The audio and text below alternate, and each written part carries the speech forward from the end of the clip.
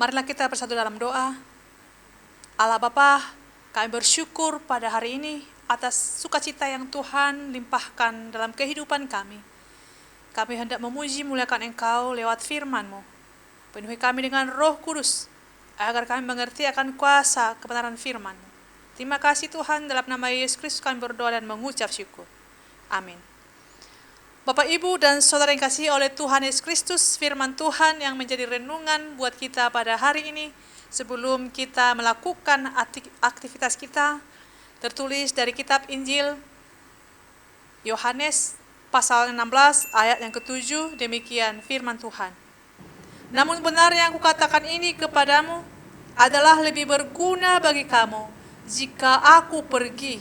Sebab jikalau aku tidak pergi, penghibur itu tidak akan datang kepadamu. Tetapi jikalau aku pergi, aku akan mengutus dia kepadamu.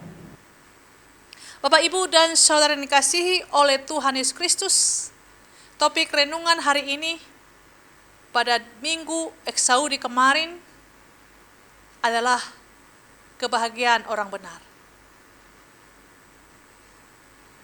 Siapakah yang disebutkan orang benar? Orang benar adalah orang yang beriman kepada Tuhan Yesus. Kita lihat di Roma 5 ayat 1. Maka jika kita percaya kepada Kristus dalam iman, kitalah yang disebutkan sebagai orang-orang yang berbahagia. Karena Yesus Kristus telah berkorban bagi kita. Kita telah dibenarkan dan didamaikan dengan Allah Bapa. Kita berbahagia karena kita juga telah menjadi pewaris kerajaan Allah dalam Yesus Kristus Tuhan kita. Bapak, Ibu, dan Saudara terkasih, dalam firman Tuhan hari ini, Tuhan Yesus menyampaikan kepada murid-muridnya bahwa dia akan kembali kepada Allah yang mengutusnya. Perkataan Tuhan Yesus ini memang sangat mengganggu pikiran para murid, karena tentu mereka akan merasa kehilangan. Namun Tuhan memperjelas bahwa kepergiannya justru baik bagi mereka, karena kepergiannya ke surga sesudah kebangkitan akan merampungkan seluruh rencana keselamatan Allah bagi umatnya. Maka kepergian Tuhan Yesus justru membuat para murid ada dalam posisi menikmati seluruh janji keselamatan Allah, karena dia telah merampungkan tugas pernyataan dan penyelamatan dari Allah. Maka Roh Kudus dapat datang ke dalam dan ke antara mereka. Dia yang telah datang akan pergi pada tempatnya dengan suatu tujuan yang istimewa. Dalam hal ini akan ada waktu perpisahan, di mana murid-murid tidak dapat melihat Yesus Kristus lagi. Namun dikatakan selanjutnya, adalah lebih baik, lebih berguna bagi kamu jika aku pergi. Kenapa lebih berguna bagi Yesus Kristus untuk pergi? Dia pergi lalu akan mengutus penghibur, yaitu Roh Kudus. Roh Kudus itulah yang akan menyertai murid-muridnya, menghibur dan menasihati.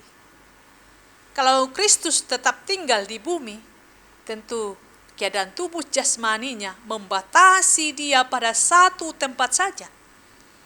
Namun melalui Roh Kudus, dia sekarang hadir di mana-mana, di segala tempat dan waktu.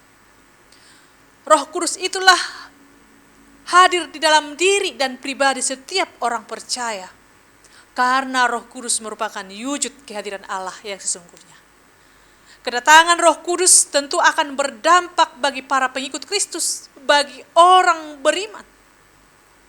Roh Kudus akan meneruskan kehadiran dan karya Yesus bagi dunia, yaitu sebagai penghibur, penolong yang selalu mendampingi hidup orang percaya dan selalu siap membela dan memimpin.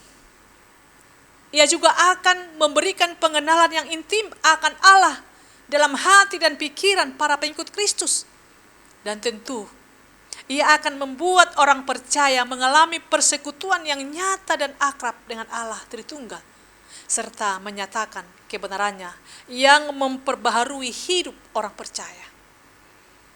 Kehadiran dan karya Roh Kudus dalam diri orang Kristen tentu membawa dampak ke dalam dunia. Jika orang Kristen hidup akrab dengan Tuhan, menaati dan mengalami penyertaannya yang baik dan kudus, mereka tentu akan membawa pengaruh. Sama seperti Yesus datang bukan untuk membawa damai yang semu, tetapi pedang yang membedah dan mengerat dosa.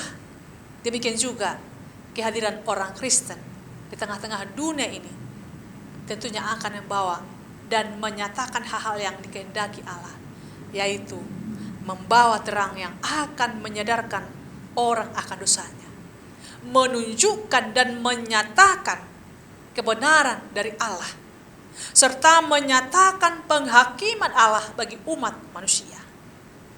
Maka setiap orang percaya yang hidupnya dipimpin oleh Roh Kudus, Roh Allah, hendaklah hidup kita selalu menyatakan buah-buah roh yang dapat dilihat dan dirasakan oleh setiap orang di sekitar kita.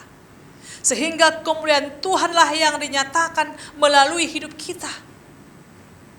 Berilah hidup kita untuk terus dipenuhi dan dipimpin oleh Roh Allah yang hidup. Karena tanpa Roh Tuhan, kita tidak akan hidup sesuai kehendaknya.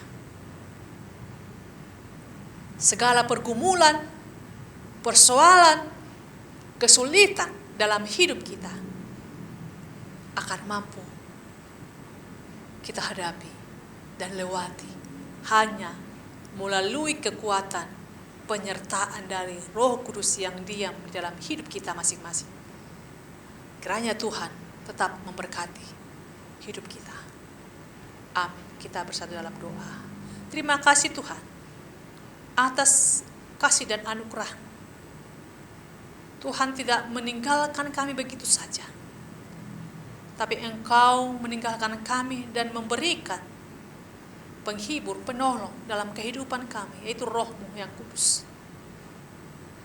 Dan itu telah kami rasakan dalam kehidupan kami, orang yang percaya. Biarlah Roh-Mu membedah hidup kami, membedah hati kami, mengingatkan kami akan kuasa dosa yang selalu dilakukan orang-orang yang hidupnya tidak berkenan di hadapan Tuhan. Ingatkan kami ya Bapa, dengan Roh Kudus-Mu, agar apa yang kami lakukan untuk kemuliaan Tuhan. Mampukan kami untuk tetap menghasilkan buah-buah roh dalam kehidupan kami, sehingga Tuhan dipermuliakan. Berkati kami, berkati jemaat Tuhan. Ingatkan kami, ya Bapa, agar selalu bersekutu dengan-Mu, agar Roh-Mu selalu ada di hidup kami, menyertai, membimbing, dan mendampingi kami, sehingga kami mampu melakukan kebenaran firman. Terima kasih Tuhan. Dalam nama Yesus Kristus kami berdoa dan mengucap syukur. Amin.